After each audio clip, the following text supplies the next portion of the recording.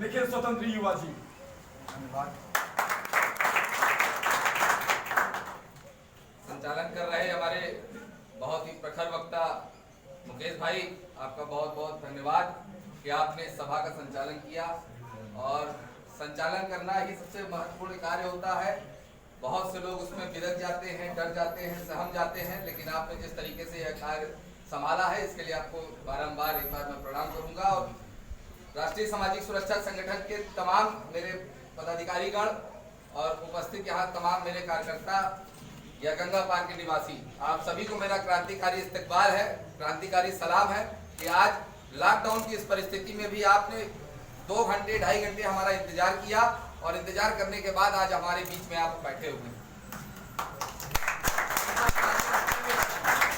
मेरे प्रिय भाइयों, तालियां राजनीतिक पार्टियों में बजाई जाती है, इस बात का मैं खंडन करता हूं। तालियां संगठन के लिए नहीं बजाई जाती, अपने लिए आप लोग ताली बजाइए कि आपने आज अपना जो वक्त दिया है वह समाज के लिए दिया है। इससे पहले आपने जो भी वक्त दिया था वह अपने आप के लिए दिया था या अपने परिवार के लिए दिया था या अपने समाज के लिए दिया था, लेकिन आज आपने जो यह वक्त दिया है वो आज आपने एक नए परिवार के रूप में, एक नए समाज के रूप में, एक नए संगठन के रूप में दिया है। तो मैं आप सभी लोगों को चाहूंगा कि आप लोग अपने लिए एक बार जरूर ताली बजाएं और आप लोग अपना हौसला अफजाई करें। आने वाले वक्त में आज जो आपकी उम्र है, यहाँ 20 वर्ष की उम्र से लेके 50 वर्ष की उम्र तक के लोग बैठे हुए हैं। मेरी उम्र बहुत कम है, आपके बीच में मेरी उम्र 30 वर्ष का हूं मैं, और इस 30 वर्ष की उम्र में मैंने 15 वर्ष सिर्फ राजनीति की। वह राजनीति जिससे सत्ता नहीं पानी है, वह राजनीति जिससे मुझे समाज की राजनीति को बदल देना। मैं उस राजनीति में विश्वास करता हूं जिस राजनीति को आजाद ने किया था। मैं उस राजनीति में विश्वास करता हूं जिस राजनीति को भगत ने किया था। मेरी आज बातों में ऊर्जा आपको कम दिखेगी। ऊर्जा ना दिखने की वजह सिर्फ एकमात्र यह है कि मुझे माइग्रेन की बीमारी हो चुकी है। कुछ हफ्तों से मैं इलाज करा रहा हूं अपना, और मैं अपनी उस ऊर्जा का प्रयोग नहीं कर पा रहा हूं जो वाकई में मेरे अंदर है। अगर मुझे कभी किसी ने सुना हो, कभी लाइव के माध्यम से देखा हो या कभी किसी कार्यक्रम में मुझे सुना हो, तो आपको यह एहसास होगा कि अगर मैं यहाँ से बोलूँ तो इस बाजार का हर एक व्यक्ति मुझे सुन सकेगा। मेरी अंदर कैपेसिटी वो है, लेकिन मैं इस वक्त बीमार हूँ और बीमारी की वजह से मैं उन सारी चीज़ों को नहीं बोल पा रहा हूँ, नहीं कह पा रहा हूँ। तो मैं प्रयास करूँगा आप लोगों को एक बेहतर अच्छी राह सिखाने का। मुझे बस 5 से 7 मिनट का वक्त दीजिए। आप लोग अपना सारा ध्यान सिर्फ मेरी बातों पे रखिएगा, और वह बात मेरे चेहरे को देख के नहीं होनी चाहिए, वह बात आपके अपने दिमाग को सोचते हुए होनी चाहिए। तब शायद आप हमें समझ पाएंगे, हमारी ऊर्जा को समझ पाएंगे और हमारे राष्ट्रीय सामाजिक सुरक्षा संगठन को समझ पाएंगे। आज के देश की वर्तमान स्थिति तमाम राजनीतिक पार्टियों से घिरी हुई है, लाखों संगठनों से घिरी हुई है। इस देश में 20 लाख से ज्यादा युवा नेता, 15 लाख से ज्यादा बुजुर्ग नेता हैं। कुछ ऐसे भी नेता हैं जिनकी कहीं पे कोई पूछ नहीं है, जिनमें से एक आपका भाई। वह इस वजह से, क्योंकि समाज में जब आदमी काम करने निकलता है तो वह सामाजिक होता है, और राजनीति करने निकलता है तो वह राजनीतिक होता है। और राजनीतिक का मतलब होता है कि वह राज करने के लिए किसी भी तरीके की नीति का प्रयोग करेगा। वह साम, दाम, दंड, भेद, इन चारों चीजों का प्रयोग करेगा। लेकिन राष्ट्रीय सामाजिक सुरक्षा संगठन के नाम का नामकरण ही इसी वजह से किया गया था कि राष्ट्रीय का मतलब राष्ट्र, जिसमें राष्ट्रभक्ति हो, सामाजिक मतलब हमारा समाज, सुरक्षा मतलब जिसकी हम सुरक्षा कर सके, और संगठन वह वस्तु है, संगठन वह शब्द है जिससे हम सभी एकत्र होकर काम कर सके। तो संगठन की जो परिकल्पना है, राष्ट्रीय सामाजिक सुरक्षा संगठन की जो परिकल्पना है, वह मात्र इतनी है कि इस देश को अगर एक वक्त एक भी विषय पे कहीं समस्या उठती है तो हर एक व्यक्ति को अपनी जिम्मेदारी का एहसास करना होगा। उस जिम्मेदारी का एहसास कैसे होता है, वह आपको अपना परिवार सिखाता है। आप जब पैदा होते हैं, अपने उम्र के 5वें वर्ष के 6वें वर्ष में आप खिलौना खेलना जान जाते हैं। आप खिलौना खेलते हैं और उस खिलौने के साथ आप तोड़ फोड़ करते हैं। यहाँ उपस्थित तमाम मेरे साथी सब 5 वर्ष से बड़े हैं। सबको यह एहसास होगा कि 5 वर्ष में आपने खिलौने का किस तरीके से उपयोग किया था। उस खिलौने को जानने के लिए आपने उसके साथ तोड़फोड़ की थी, और उसके बाद कुछ ऐसे भी बालक थे जिन्होंने उस टूटे हुए खिलौने को वापस जोड़ने का भी प्रयास किया। तो आज जो हमारा समाज खिलौने रूपी समाज है, जिसको तोड़ दिया गया है इस राजनीतिक पार्टियों की वजह से, इस सामाजिक पार्टियों की वजह से, इन सामाजिक संगठनों की वजह से, हमें वापस उसको जोड़ना और उस खिलौनों को तोड़ने वाली शक्तियों को, जो किसी अपनेपन की वजह से टूट जाता है, जो किसी राजनीतिक सोच की वजह से टूट जाता है, जो किसी व्यक्ति की मानसिकता की वजह से टूट जाता है, उस बालक को जो 5 वर्ष की उम्र का है, उसको माता पिता सिखाते थे। आज हम लोगों का ये दायित्व है, आप सबका ये दायित्व है, हमें ये सिखाना होगा, हमें ये बताना होगा कि आपसे जो गलतियां हो रही हैं या आपसे जो गलतियां हो चुकी हैं, उन्हें सुधारा जा सकता है। ऐसा कोई व्यक्ति इस धरती पे नहीं है जो इस देश के लिए नहीं सोचता। इस देश के लिए हर व्यक्ति सोचता है। जैसा कि संयोजक जी ने बताया कि 26 जनवरी और 15 अगस्त के कार्यक्रमों में हर एक युवा, हर एक बुजुर्ग, हर एक महिला, हर एक किसान अपने देश के तिरंगे को सलाम करना जानता है और वो चाहता है कि हम अपना वक्त निकालें अपने देश के लिए। अगर वह सैल्यूट नहीं कर पाता है तो वह उसकी गलती नहीं, वह उसमें उसकी कोई कमी नहीं है। वह क्यों? क्योंकि उसका जो लक्ष्य है वह है इस देश को अनाज देना। महिला का लक्ष्य है अपने घर की संभालना, पुरुष का लक्ष्य है अपने व्यापार के माध्यम से, अपने रोजगार के माध्यम से अपने परिवार को चलाना, और युवा का लक्ष्य है छात्र जीवन में पढ़कर, शिक्षा लेकर दूसरों को शिक्षित करना। वह भी इस देश के लिए ही कर रहा है। अगर वह तिरंगा को सलाम नहीं कर पा रहा है तो वह उसकी कमी नहीं है। हमें उसकी ऊर्जा को बढ़ाना होगा, हमें उसको यह सिखाना होगा, हमें उसे यह बतलाना होगा कि यह जो कार्य तिरंगे को सलाम करने का है वह प्रतिदिन दिन में, रात में, दोपहर में या सोते वक्त भी किया जा सकता है, अपने अंतर मन में भी किया जा सकता है। देशभक्ति कोई दिखाने की चीज नहीं होती है, देशभक्ति मन में जगाने की चीज होती है। तो वो उस विषय पे मैं यह कहना चाहूंगा कि आप सभी जो भी साथी अपने देश के लिए कुछ भी करना चाहते हैं, सबसे पहले आपके उस देश का प्रमुख हिस्सा आपका परिवार है, जहां से आपने जन्म लिया। व्यक्तिगत आधार पे आप अपने माता पिता से जन्म लेते हैं। आप जब जन्म लेते हैं 5 वर्ष की आयु में आप खिलौना तोड़ना और जोड़ना सीख जाते हैं। 10 वर्ष की आयु में आप रिश्ते बनाना सीख जाते हैं, और 14 वर्ष की आयु सभी युवाओं के लिए, चाहे वो महिला हो चाहे वह पुरुष हो, उन दोनों के लिए सबसे कैपेबल, मैच्योर एज मानी जाती है आज के दौर में। आज टेक्नोलॉजी 5G के जनरेशन में आ चुकी है। सन 2014 में हम 4G में थे, सन 2009 में हम 3G में थे, सन 2004 में हम 2G में थे, और 2003 से पहले हमारे भारत में मोबाइल फोन का प्रचलन बहुत ही कम था। जब हम विकास कर रहे हैं आधुनिकता की दौर में, तो हमें अपने मानसिक स्तर को भी बढ़ाना होगा। हमें अपने आप को यह सोचने का मौका देना होगा कि हम कैसे उस 2G के दौर से इस 5G में आ चुके हैं, अब कैसे हम 6G में जाएंगे और कैसे हम 7G में जाएंगे और कैसे 8G में जाएंगे। इसलिए हमें अपने मानसिक स्तर को बढ़ाना होगा।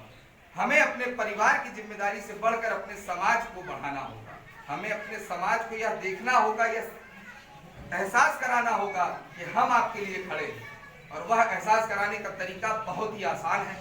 कभी आप करेंगे तो आपको इस चीज का बड़ा आनंद मिलेगा। यहाँ उपस्थित तमाम साथियों ने कार्य किया है, प्रधान जी बैठे हुए हैं, तो वो इस चीज का एहसास करते होंगे कि जब उनके पास कोई दुखियारी, कोई गरीब, कोई शोषित, कोई वंचित, कोई भी व्यक्ति उनके पास पहुंचता होगा उनके दरवाजे, तो वो भी बैठाते होंगे और उनकी समस्या को सुनते होंगे। हल अगर नहीं कर पाते हैं, बहुत सी ऐसी समस्याएं होती हैं गांव की जिसमें प्रधान के ही बस में सारी चीजें नहीं होती हैं, तो भी वो एक मानसिक रूप से उनको ताकत देते हैं और कहते हैं कि तुम परेशान ना हो, मैं तुम्हारे साथ हूं, मैं तुम्हारी चीजों को हल करूंगा।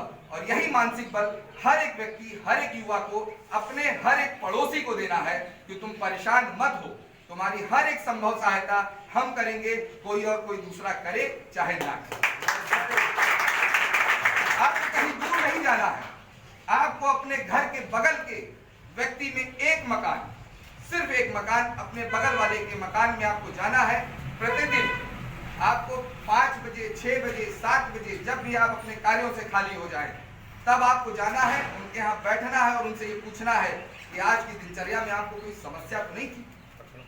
या आने वाली दिनचर्या में आपको कोई समस्या तो नहीं आ रही है, परिवार में पैसे की तो कोई समस्या नहीं है, परिवार में कोई आपके यहाँ बीमारी तो नहीं है, शिक्षा के लिए कोई समस्या तो नहीं आ रही है। इन सारी बातों को आपको सिर्फ पूछना है और पूछने के बाद उसको यह मनोबल देना है कि परेशान मत होना, हम तुम्हारे साथ। और जिस दिन आपने यह एहसास उसको दिला दिया, उसकी आधी बीमारी, आधी परेशानी अपने आप दूर हो जाएगी, क्योंकि उसके अंदर यह एहसास हो जाएगा कि कल को मुझे कुछ भी हो जाता है तो मेरा पड़ोसी मेरे साथ। और आज के दौर में, आधुनिकता के दौर में, लोग दूर होते जा रहे हैं, अपने पड़ोसी से बात नहीं कर पा रहे हैं, अपने परिवार के सदस्यों से हाल चाल नहीं ले पा रहे हैं, और यह समस्या आने वाले वक्त में और बढ़ती चली जाएगी, और जिसका फायदा आपके बीच में राजनीतिक पार्टियां उठाएंगी।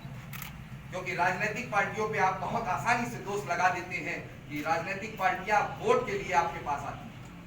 आप बहुत आसानी से उनको बता देते हैं कि नेता तब आते हैं आपके यहाँ जब जाति की बात होती है, और वह जाति के हिसाब से वोट मांगते हैं और नेता बन जाते हैं। लेकिन कभी आप नेताओं के उस कार्यकाल को देखिएगा जब उसने अपने क्षेत्र में कार्य शुरू किया होगा। आपके बीच में एक नेता बैठे हुए, आप सभी उनसे परिचित होंगे, और आप देखते होंगे कि उनकी उस उम्र से, जिस उम्र में लोगों को पढ़ना चाहिए था, लोगों को अपने परिवार को संभालना चाहिए था, उस उम्र में उन्होंने यह निर्णय लिया कि हमें अपने समाज के लिए करना है। यह कार्य आप सही कर सकते हैं। उसके लिए आपको कहीं पे भागना नहीं है, उसके लिए आपको कहीं दौड़ना नहीं है, उसके लिए सिर्फ आपको अपने अंतर मन को यह बताना होगा कि आप यह कार्य कर सकते हैं। इस धरती पे पैदा हुआ हर इंसान, मैं धरती की बात कर रहा हूं, मैं सिर्फ भारत की बात नहीं कर रहा, मैं अमेरिका, ऑस्ट्रेलिया, चाइना, जापान, अन्य सारे देशों, जिस भी देशों को आपने पढ़ा हो या आपने जाना हो, उन सारे देशों की बात कर रहा हूं। वहां उपस्थित हर इंसान के अंदर एक ही ऊर्जा, एक ही दिमाग और एक ही दो किडनी, एक हृदय और एक ही जिह्वा होती है। सबके अंदर एक ही जैसा परिवेश होता है, लेकिन हम सब बदल जाते हैं। बदलने का सिर्फ एक कारण है, वह है आपका दिमाग। आपका हृदय हमसे मिलता है, हमारा हृदय जिस तरीके से धड़क रहा है आपका भी धड़क रहा है। आप जिस तरीके से हमको सुन पा रहे हैं, सब बराबर सुन पा रहे हैं। जो हम देख पा रहे हैं वो भी आप देख पा रहे हैं। लेकिन एक ही चीज है जो सबकी अलग अलग है, वो है आपका मस्तिष्क। कैपेसिटी सबकी बराबर है। क्योंकि मैं साइंस का स्टूडेंट हूं, तो मैं आपको यह बताना चाहूंगा कि आपका जो मानव मस्तिष्क है वह 1450 सीसी का है। जैसे आप बाइक यूज करते हैं, सबकी बाइक अपने अपने पास होगी, सबको पता होगा कि आप सभी के इंजन की सीसी कितनी है। किसी की 100 सीसी की गाड़ी होगी, किसी की 150 सीसी की गाड़ी होगी, किसी की 200 सीसी की गाड़ी होगी और किसी की 250 सीसी की गाड़ी होगी। सबके पास अपनी अपनी गाड़ियां हैं, सब इस चीज का एहसास कर सकते हैं। आपके पास 100 सीसी की गाड़ी है और आपके पास 100 सीसी की गाड़ी है, ये उस गाड़ी को 80 की स्पीड में चलाते हैं और आप उस गाड़ी को 40 की स्पीड में चलाते हैं। ऐसा क्यों? इस बात को आपको अगर सर्च करेंगे तो आपको यह एहसास होगा कि इनके मस्तिष्क के अंदर यह डर खत्म हो गया है कि इस गाड़ी से मैं कभी गिरूंगा, और आपके अंदर वह डर बना हुआ है कि 40 के ऊपर मैं जाऊंगा तो मैं गिर जाऊंगा। और जब गाड़ी बनाने वाला यह बनाता है और जब वह यह लिखता है कि यह 150 सीसी गाड़ी है और उसमें स्पीडोमीटर बनाता है और उसमें आरपीएम दिखाता है कि यह गाड़ी 110 की स्पीड पे दौड़ सकती है, तो इसका मतलब कि वह गाड़ी 110 की स्पीड पे दौड़ सकती है। और उस 110 की गाड़ी की स्पीड पे दौड़ाने वाला व्यक्ति मैं, और मैं ये चाहता हूं कि आप सभी व्यक्ति अपनी कैपेसिटी को पहचानें। आपके अंदर वह हर एक काबिलियत है जो आप अपनी निखार सकते हैं। आपके अंदर हर एक वो शक्ति है जिसको आप पहचान सकते हैं, और उसको पहचानने का उदाहरण मैंने आपको गाड़ी के माध्यम से दिया।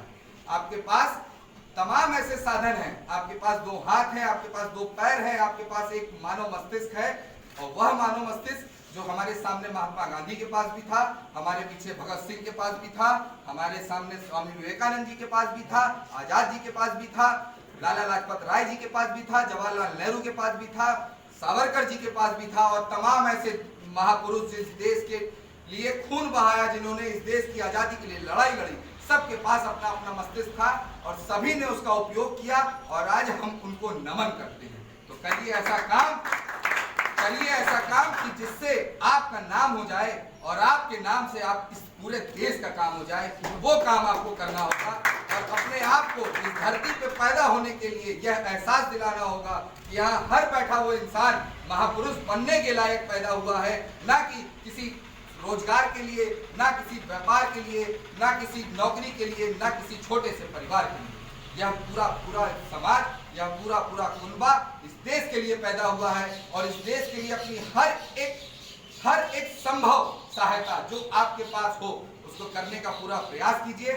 मेरी सहायता जब भी आपको पड़े, हमारे संगठन की सहायता जब भी आपको पड़े, जितना संभव सहायता होगी हम आपके लिए करेंगे और हम कोशिश करेंगे कि आपके अंदर वह ऊर्जा जो कहीं ना कहीं किसी वजह से दब गई है, चाहे वो शिक्षा के माध्यम से हो, चाहे वो आपके रोजगार के माध्यम से हो, चाहे वो आपके व्यापार के माध्यम से हो, उन सारी चीजों को हम आपको कैपेबल बनाने का प्रयास करेंगे, हम आपको शिक्षित करने का प्रयास करेंगे, हम आपको व्यापार भी कराने का प्रयास करेंगे, हम आपको रोजगार दिलाने का भी प्रयास करेंगे। इस वादे के साथ मैं आपको एक नए नारे से रूबरू कराना चाहूंगा, जो नारा शायद आपने अगर जो फेसबुक से जुड़े होंगे उन लोगों ने देखा होगा, जय भगत जय जगत, हिंदुस्तान जिंदाबाद।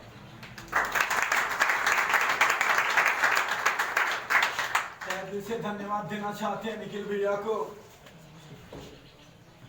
इतना बढ़िया बात बताते हैं कि रोम रोम खड़ा हो जाता है भाई साहब, क्रांतिकारी सी लहर दौड़ जाती है। यही होता है, संगठन में ऐसे ही लोग मिलते हैं और आपका रोम ऐसे प्रफुल्लित होगा। वादा करते हैं राष्ट्रीय सुरक्षा संगठन के साथ आप लोग जुड़ करके समाज के कार्यों को बहुत अच्छे तरीके से कर सकते हैं। अब हम बहुत लेट ना करते हुए कार्यक्रम को आगे ले चलते हैं। हम अपने जिले के महामंत्री शुभम पांडे और भाऊ से आग्रह करते हैं कि वो आकर के बड़े भैया निखिल सर को माला पहना करके सम्मानित करेंगे। लेट होने से क्या हमारी एक बार छोटे भाइयों को फिर से मौका दिया जा रहा है और अपने जिला अध्यक्ष किशन कुमार पांडे से भी आग्रह करते हैं कि भाई आप भी आइए, कोई छूटने ना पाए। इस नाते हम एक बार पुनः उस दौर में चलते हैं। अभिवक्ता का तो दौर समाप्त नहीं है।